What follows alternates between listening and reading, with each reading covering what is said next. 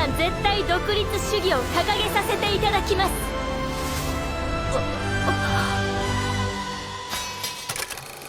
Halo guys, kali ini kita akan membahas alur cerita anime My Hero level 9999 Unlimited Gacha lanjutan episode 12 atau cikal bakal episode 1-2 di season 2-nya nanti yang masih dalam misi balas dendamnya ke orang-orang yang dulu mengkhianati Tuan Light. Setibanya di rumah, Yudo disambut kedua rekan partinya, Ayla dan Laye. Di sana, ia langsung memberitahu bahwa dalam beberapa hari ke depan, mereka akan menuju dungeon laboratorium. Sehingga ia meminta keduanya menyiapkan semua perlengkapan yang diperlukan. Mendengar hal itu, Ayla dan Laye segera menerima perintah tersebut. Namun, ketika ditugaskan untuk membuat daftar persediaan, Laye justru berniat menyerahkan tugas itu kepada kakaknya. Ayla merasa keberatan, karena menurutnya, Laye seharusnya ikut membantu agar pekerjaannya tidak semakin menumpuk. Terlebih lagi, mereka adalah kakak beradik. Meski begitu, Laye tetap beralasan bahwa pekerjaan tersebut akan selesai lebih cepat jika kakaknya saja yang menanganinya. Ia mengaku memiliki tugas lain dan akan memberikan kemampuan terbaiknya untuk membantu Yudo saat bertarung nanti. Ayla menganggap Laye hanya mencari alasan dan melimpahkan seluruh tanggung jawab kepadanya. Menurutnya, jika Yudo sampai turun tangan membantu, justru itu tidak sopan. Pertengkaran kecil pun meletus, membuat keduanya saling mengejek dan memancarkan niat membunuh satu sama lain. Melihat situasi memanas, Yudo segera menengahi dan meminta keduanya berhenti. Meskipun bersaudara, ia tidak ingin melihat mereka bertengkar karena hal sepele.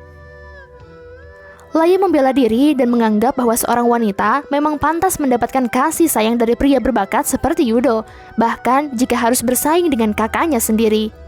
Mengejutkannya, Ayla justru setuju, karena menurutnya akan lebih mudah bersaing dengan saudara sendiri daripada wanita asing. Agar perdebatan tersebut berakhir, Yudo meminta Laye untuk tetap membantu kakaknya. Ia juga meminta Ayla untuk berhenti menganggap semua orang sebagai musuhnya. Bagaimanapun, tugas ini harus mereka jalankan dengan serius. Karena perintahnya langsung datang dari Gigis, setelah situasi tenang, Laye bertanya apakah permintaan kali ini berhubungan dengan Master. Yudo menjawab bahwa tugas tersebut tidak ada kaitannya. Namun sikap Gigis ketika menjawab pertanyaan mengenai Master terasa mencurigakan, seolah ia menyembunyikan sesuatu. Rumor tentang Master yang memiliki kekuatan layaknya monster di antara manusia memang sudah tersebar, dan meski awalnya Yudo meragukannya, kini ia mulai yakin bahwa ada hal besar yang ditutupi. Yudo tidak tahu alasan Gigis merahasiakannya, namun ia berencana membuat Gigis berhutang budi agar kelak mau memberikan informasi tentang Master. Selain itu, Yudo mengaku sudah menginvestasikan uang dan menyalurkan banyak manusia ke dalam penelitian tersebut. Karena itu akan menjadi kerugian besar jika ia tidak menyelamatkan Sion. Laye juga sependapat dengan Yudo yang telah menginvestasikan banyak uang kepada Sion untuk meneliti para manusia yang memiliki Gift. Karena itulah, sudah sepantasnya mereka tidak menyia-nyiakan segala dukungan dan bantuan tersebut. Ayla pun ikut merasa kesal, sebab di pasar budak sangat jarang ditemukan manusia yang memiliki Gift. Akibatnya, mereka tidak punya pilihan selain menculik manusia secara langsung. Terlebih lagi, proses penculikan manusia bergift terkadang membuat keadaan menjadi repot, karena jika anak itu menolak, mereka terpaksa harus menghabisi kedua orang tuanya. Namun, membunuh orang tua di hadapan sang anak seringkali membuat anak tersebut menangis dengan keras dan hal itu membuat Laye kesal. Untungnya, Ayla memiliki kemampuan yang dapat melumpuhkan tubuh korbannya sekaligus menghentikan tangisan mereka, sehingga ia tidak perlu mengeluarkan tenaga ekstra. Laye sempat berpendapat bahwa seharusnya mereka hanya perlu mematahkan tangan dan kaki targetnya saja. Namun, tindakan itu berpotensi membunuh manusia tersebut. Karena itu, ia mengakui kemampuan kakaknya memang sangat membantu. Di samping itu, bagi Yudo, semua perlawanan manusia sama sekali tidak ada gunanya. Bukan hanya orang tuanya saja, bahkan para penduduk desa juga seringkali ikut melindungi target mereka. Anehnya, hal tersebut justru memberikan kesenangan tersendiri baginya. Jika saja para penduduk desa tidak ikut campur, Laye tidak akan sempat menghancurkan seluruh desa. Ia bahkan penasaran, mengapa manusia bisa sebodoh itu. Yudo kemudian menambahkan, justru manusia ternak yang bodoh seperti itulah yang cocok menjadi sasaran. Apalagi jika penelitian Sion berhasil, mereka berpotensi menjadi master. Jika itu terjadi, mereka bisa memiliki kekuatan luar biasa yang bahkan mampu melebihi pasukan White Knight. Karena alasan itulah, mereka harus menaklukkan dungeon laboratorium dan menyelamatkan Sion, agar penelitian tersebut dapat terus dilanjutkan. Singkat cerita, party Light saat ini berada di atas kapal yang sedang menuju ke negara Dark Elf. Bagaimanapun juga, Light tidak akan membiarkan siapapun menghalangi balas dendamnya terhadap Sion. Oleh karena itu, ia merasa harus melihat Sion secara langsung di negerinya sendiri.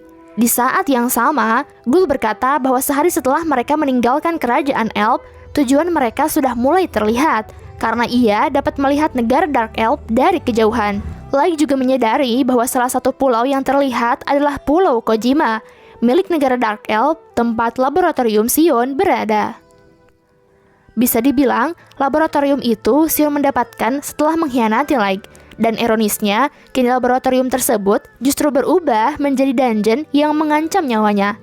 Menurut Ghoul, ini adalah karma yang pantas bagi Sion karena telah melakukan penelitian kejam.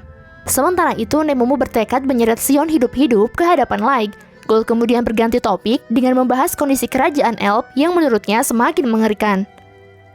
Sejak para manusia dibebaskan dari perbudakan, tidak ada lagi yang bertugas membersihkan sampah. Sehingga kerajaan tersebut dipenuhi tikus dan kotoran yang menjijikan di mana-mana. Hal ini terjadi karena ras Elf sudah terlalu lama menyerahkan pekerjaan itu kepada budak manusia. Hingga kini, mereka terlihat seperti orang bodoh yang bahkan tidak mampu mengurus hal sederhana seperti pengelolaan sampah. Light berpendapat bahwa dari apa yang terlihat, ras Elf sudah terlalu lama menikmati kehidupan dari hasil penindasan manusia tanpa ampun. Ghoul menganggap semua itu sebagai karma yang pantas diterima ras Elf. Bagi Light, bahkan serikat petualang pun tidak bisa berbuat banyak. Namun bagi Nemumu, situasi tersebut menguntungkan. Karena berkat keadaan itu, mereka bisa mendapatkan surat rekomendasi dari Serikat Dagas dan berangkat menuju negara Dark Elf dengan kapal. Namun Nemumu merasa bahwa perjalanan menggunakan kapal hanya membuang waktu lebih banyak dibandingkan menggunakan sihir, dan ini membuat Light menunggu semakin lama. Karena itu, ia berniat meminta kapten kapal untuk berlayar lebih cepat. Ghoul lalu menegur Nemumu agar tidak tergesa-gesa, karena ini adalah pengalaman pertama mereka menaiki kapal dan akan lebih baik jika perjalanan ini dinikmati. Nemumu memprotes karena perjalanan mereka bukan untuk liburan, tapi Ghoul beranggapan bahwa bersikap santai akan jauh lebih baik. Apalagi agar mereka bisa menggunakan kekuatan di waktu yang tepat. Light setuju dengan Ghoul, karena bagaimanapun waktu sangat penting agar rencana mereka tidak gagal. Namun mereka juga tidak boleh terlalu santai. Akan lebih baik jika tetap tenang dan mengikuti rencana dengan sempurna. Saat Ghoul dan Nemumu mulai bertengkar dan saling menghina, Light segera menegaskan bahwa mereka hampir tiba di tujuan. Ia meminta semuanya bersiap terlebih dahulu.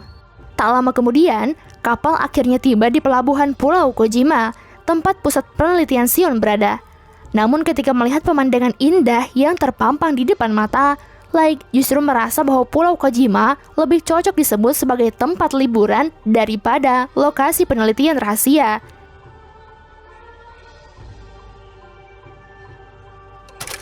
Saat ini, Light sedang bermimpi, merasakan aroma dan hembusan angin dari halaman rumahnya. Hal itu membuatnya teringat kampung halamannya yang kini telah musnah. Dalam mimpinya, Light melihat orang tuanya beserta kakak dan adiknya berada di depan rumah. Namun ketika Light mencoba mendekati mereka, ia justru terbangun dari tidurnya, dan Light tidak mengerti mengapa ia tiba-tiba memimpikan kampung halamannya.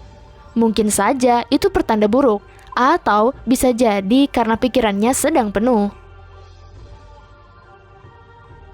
Setelah kelompok Light tiba di Pulau Kojima untuk pergi menuju dungeon laboratorium, mereka sedang dipandu menuju sebuah pondok di sekitar pulau untuk bermalam. Awalnya, Light berniat langsung menuju dungeon, namun karena mereka belum mendapatkan informasi apapun, ia memutuskan untuk berhati-hati dan memilih rute yang lebih aman. Di ruang tamu, Light bertemu dengan Ghoul dan Nemumu. Ia memberitahu bahwa sudah waktunya untuk berkumpul dan bertanya apakah semua persiapan telah selesai. Gold dan Nemumu menjawab bahwa semuanya sudah siap dan mereka siap pergi kapan saja. Mendengar hal itu, Light pun memutuskan untuk langsung menuju lokasi tujuan.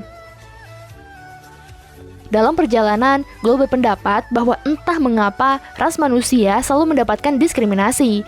Buktinya, pondok yang mereka dapatkan terlihat sangat jelek dan kotor. Namun setidaknya, pemandangan di Pulau Kojima membuatnya merasa seperti sedang berlibur. Wisma dan pantainya sudah terlihat bersih. Wisma dan pantainya juga terlihat bersih, dan bangunan wisma tersebut tampak seperti resort mewah. Bahkan seluruh fasilitas itu sebenarnya bukan untuk wisata, melainkan untuk menjaga kesehatan mental dan fisik para peneliti. Light juga pernah mendengar bahwa negara Dark Elf sangat aktif dalam riset sihir, dan para peneliti yang sudah diakui oleh negara akan mendapatkan perlakuan istimewa. Ia tidak menyangka bahwa ras Dark Elf melakukan semua itu demi meningkatkan kekuatan ras mereka sendiri. Sementara itu, di alun-alun Pulau Kojima, Yudo berdiri di atas panggung dan memperkenalkan dirinya kepada para petualang sebagai pemimpin parti Sword of Island dan petualang peringkat A. Ia mengucapkan terima kasih kepada para petualang yang dengan sukarela menerima permintaan tugas dari Serikat Petualang Negara Dark Elf. Yudo melanjutkan bahwa partinya akan membagikan informasi mengenai dungeon laboratorium yang telah dijelajah oleh 10 regu sebelumnya. Di dalam dungeon tersebut, terdapat berbagai rintangan yang cukup merepotkan. Namun sebagai imbalannya, hadiah penaklukan akan ditingkatkan. Setelah menjelaskan cukup panjang, Yudo membuka sesi tanya jawab. Pada saat itu, salah satu petualang dari ras Basement bertanya mengapa misi ini dikatakan mendesak, namun justru ada manusia yang ikut berpartisipasi. Yudo menjawab bahwa meskipun parti Black Mask terdiri dari ras manusia, selama mereka memiliki kemampuan, hal itu tidak menjadi masalah. Lagi pula, mereka memiliki peran besar dalam penaklukan dungeon Dagas dan kerajaan Elf yang saat ini banyak dibicarakan banyak orang.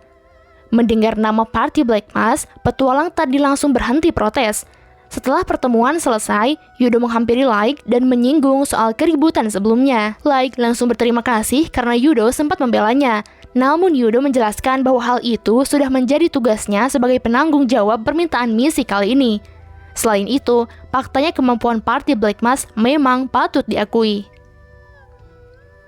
Bahkan menurutnya, mustahil seseorang bisa bolak-balik antar lantai di dungeon Dagas hanya dalam 1 hari saja.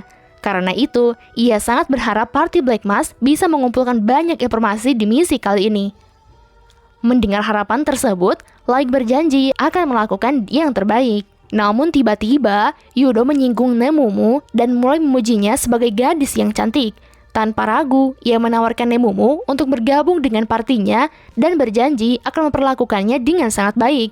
Mendapat tawaran seperti itu, Nemumu langsung menolak mentah-mentah. Baginya, tidak ada perlakuan yang lebih baik selain selalu berada di sisi Dark. Begitu mendengar nama Dark, Yudo langsung paham bahwa Nemumu sudah memiliki pilihan dan selera tersendiri, jadi ia tidak bisa memaksanya. Setelah itu, Light berpamitan karena ingin segera berangkat menuju lokasi tujuan. Sebaliknya, Yudo mengatakan akan menantikan informasi dari mereka dan berharap suatu hari Nemumu mau berubah pikiran. Setelah terpisah, Gold berpendapat bahwa Yudo tampaknya tidak menyerah begitu saja terhadap Nemumu, dan rasanya akan cukup merepotkan jika mereka bertemu lagi dengannya di dalam dungeon nanti. Ia bahkan tak habis pikir mengapa Yudo bisa tertarik pada Nemumu yang menurutnya berdada rata. Mendengar komentar itu, Nemumu langsung kesal dan membela diri sambil mengatakan bahwa ukuran dadanya normal. Di sisi lain, Light menyampaikan bahwa Nemumu tidak salah dan justru partai Yudo memang terkenal merepotkan. Namun yang lebih penting saat ini adalah segera bergegas menuju lokasi karena Light sendiri penasaran seperti apa bentuk dungeon laboratorium tersebut. Beberapa saat kemudian, partai Light akhirnya sampai di tujuan.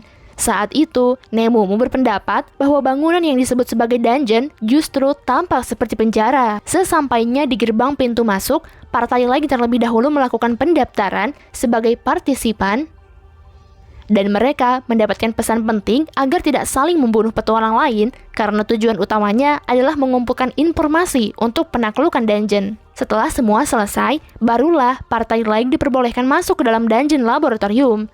Bisa dibilang, pada awalnya laboratorium ini hanya memiliki 2 lantai di atas tanah dan 1 lantai bawah tanah. Namun, setelah berubah menjadi dungeon, kini muncul lantai bawah tanah kedua dan ruangan di dalamnya terus-menerus meluas.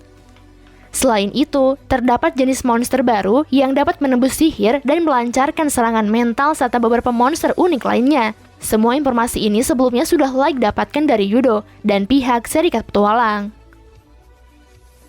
Sesampainya di dalam gedung, Like langsung merasakan perasaan tidak nyaman dan mengingatkannya pada sesuatu yang pernah ia lupakan. Untuk mengantisipasi bahaya, Like meminta Nemumu agar memimpin jalan dan mencari jebakan. Sementara, Gold bertugas mengawasi sekeliling untuk mempersiapkan pertahanan jika ada serangan mendadak. Mendapat perintah tersebut, Nemumu dan Gold segera bersiap menjalankan tugasnya masing-masing. Saat mereka tiba di pintu masuk menuju lantai bawah tanah, Nemumu menjelaskan bahwa pada bangunan aslinya seharusnya terdapat aula untuk presentasi dan pertemuan tepat di depan pintu tersebut. Namun sekarang, aula itu justru berubah menjadi koridor panjang yang tidak pernah ada sebelumnya. Ketika mulai melangkah lebih jauh, Like merasakan hawa aneh dari keberadaan monster yang bentuknya menyerupai manusia. Ia juga tidak mengetahui alasan mengapa kartu pencarian tidak dapat digunakan untuk menemukan keberadaan Sion. Namun mau tidak mau, Like memutuskan untuk memeriksa kekuatan monster di dungeon ini terlebih dahulu. Ketika Like mulai merasakan keberadaan monster itu semakin dekat, tiba-tiba muncul sosok Sion tepat di hadapannya, membuat Like terkejut karena ada 3 Sion yang langsung melancarkan serangan. Tanpa membuang waktu, Like segera menggunakan kartu Shadow Dance untuk mengikat pergerakan ketiga monster tersebut agar bisa memeriksanya secara langsung. Karena monster itu terus berteriak dan membuat kegaduhan, Like menggunakan kartu Silent agar dapat melakukan penilaian dengan tenang. Setelah diperiksa dengan teliti, ternyata monster yang menyerupai Sion tersebut merupakan bagian dari monster bernama Naga Jiwa, makhluk dari dunia lain yang dapat meniru tubuh manusia dan memiliki serangan mental dengan kecenderungan membunuh. Sekilas melihat nama monster dari dunia lain, Like langsung teringat pada sihir milik Ellie yang dapat memanggil monster dari dunia asing untuk meningkatkan levelnya. Perasaan itu sama seperti saat Ellie mengaktifkan sihir pamungkas bernama Cosmar Summon. Bisa dikatakan, Cosmar Summon merupakan sihir terlarang kelas pamungkas yang dapat memanggil monster-monster buas dari dunia lain yang tidak akan ragu menghabisi siapapun di hadapan mereka. Ellie sendiri hanya dapat menggunakan sihir tersebut sekali dalam 1 hari. Like berpikir bahwa kemungkinan ada seseorang di luar sana yang berhasil memanggil makhluk bernama Naga Jiwa ini. Namun, setahunya, Sion tidak memiliki kemampuan menggunakan sihir kelas pamungkas, jadi kemungkinan ada orang kuat lain atau bahkan seorang master yang ikut campur dalam masalah ini. Jika benar, itu ulah seorang master dan berpotensi menjadi musuh, maka master tersebut memiliki kekuatan sihir yang setara dengan Ellie. Meski Like yakin bisa menghadapinya sendirian, ancaman seperti itu justru akan membahayakan Nemumu dan Gold. Saat Like tenggelam dalam pikirannya yang cukup lama, Nemumu bertanya apa yang harus mereka lakukan terhadap monster tersebut. Like pun menjawab bahwa ia sudah memperoleh informasi yang cukup, jadi biarkan dirinya sendiri yang mengurusnya. Setelah Like menghabisi monster tersebut, tubuh mereka segera menghilang tanpa meninggalkan batu sihir. Like beranggapan bahwa karena monster itu hanyalah tiruan dari Sion, maka sudah sewajarnya jika mereka tidak memiliki batu sihir. Hal inilah yang membuat negara Dark Elf tidak dapat memberikan informasi secara lengkap. Bagaimanapun juga, Sion sebagai ketua penelitian adalah pihak yang menyebabkan situasi aneh ini. Jika Sion hanya terlihat sebagai korban, mungkin masalahnya tidak akan sebesar ini. Namun, faktanya, Sion adalah pelaku utamanya. Mendengar penjelasan tersebut, Gold mulai mengerti. Jika target yang ingin diselamatkan justru menyerang para petualang yang berusaha menyelamatkannya, hal itu akan menimbulkan masalah besar dan mencoreng nama negara. Karena itulah, hanya petualang kuat yang diberi tugas agar informasi lebih mudah dikendalikan. Karena merasa belum mendapat cukup informasi, party Like memutuskan untuk melanjutkan perjalanan mereka. Namun, sebelum melangkah, Like tiba-tiba merasakan keberadaan orang lain. Awalnya ia menduga itu adalah tiruan Sion, tetapi entah mengapa perasaan tersebut justru mengingatkannya pada Yume, adik kandungnya. Like segera mencoba mengejar sosok misterius itu. Namun sosok tersebut telah menghilang tanpa jejak. Light sempat mengira bahwa itu hanyalah perasaannya saja. Saat itu, Nemumu bertanya apa sebenarnya yang ia cari. Light menjelaskan bahwa ia merasa ada seseorang di balik tembok. Mendengar itu, Nemumu minta maaf karena tidak merasakannya sama sekali.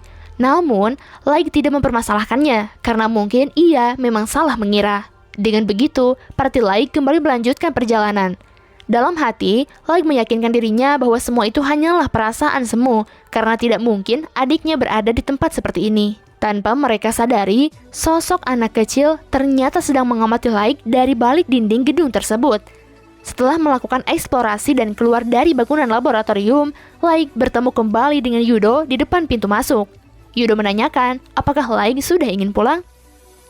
Light menjawab bahwa ia belum mendapatkan informasi yang cukup untuk dilaporkan.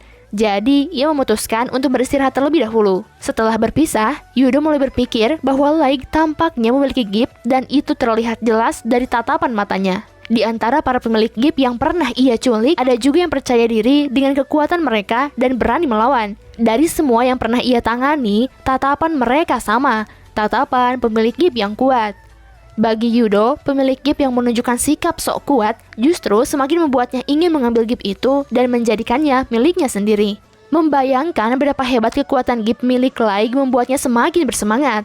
Karena itulah, mereka harus segera menemukan Sion dan melanjutkan penelitian tentang jiwa. Sementara itu, di dalam dungeon abyss, Ellie berpendapat bahwa munculnya dungeon laboratorium kemungkinan besar bukan disebabkan oleh seorang master, melainkan murni karena kecelakaan. Lagi pula, sihir Kosmos Salmon memiliki mekanisme yang langsung menutupi portal dimensi setelah terbuka, karena portal dimensi tidak bisa dibiarkan tetap terbuka dalam waktu lama. Kemungkinan sihir Kosmos Salmon digunakan dalam kasus ini sangatlah rendah. Selain itu, tampaknya dungeon laboratorium telah terhubung dengan dunia lain, terutama setelah Light mendapatkan informasi tentang keberadaan monster tiruan yang menyerupai Sion. Hal tersebut menjadi bukti bahwa yang menciptakan Sione palsu adalah naga jiwa yang berasal dari dunia lain. Dengan kata lain, eksperimen Sion entah bagaimana telah menghubungkannya dengan dimensi asing yang secara kebetulan mendatangkan naga jiwa ke dunia ini. Secara tidak langsung, ini menegaskan bahwa Sione masih hidup dan kini terhubung dengan keberadaan naga jiwa. Bagaimanapun, naga jiwa merupakan makhluk yang mengumpulkan jiwa-jiwa para korbannya. Tubuhnya terbentuk dari 10.000 jiwa, dan untuk mengumpulkan semua itu, naga jiwa telah membunuh setiap makhluk yang ditemuinya. Dalam situasi tertentu, ia bahkan mampu memasuki tubuh seseorang yang masih hidup untuk mengumpulkan informasi serta menirunya, lalu menciptakan tubuh buatan melalui sihir.